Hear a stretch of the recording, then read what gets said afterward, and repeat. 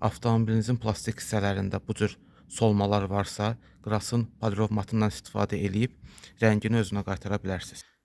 İstifadə təlimatı qabın arxasında yazılıb.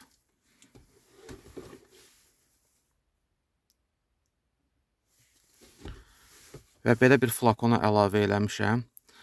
Və cızmayan parça və yaxud da ki, qupqa ilə həmin səthə vurub cilalaya bilərsiniz.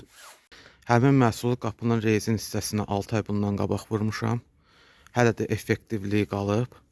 İndi vurmadığım bir hissəni göstərim sizə.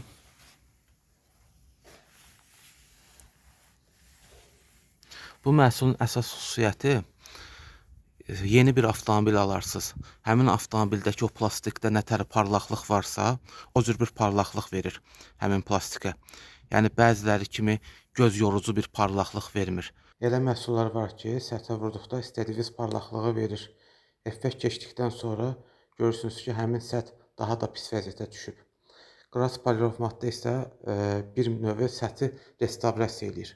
Əgər həmin səth çox çirklidirsə, birinci Qrasın ol klineri ilə təmizləyin. Daha sonra isə Qrasın ol klinerinin məhsulu həmin səthdə qalmaması üçün nəm əski ilə bir neçə dəfə silin ki, Qras ol klinerin tərkibi orada qalmasın. Daha sonra isə Qrasın polirovmatından istifadə edin. Onda daha gözəl effekt yaranacaq. Onu da deyim ki, sizə polirovmat yüngül çirkləri belə götürür. Fikir verin, burada belə bir çirk var.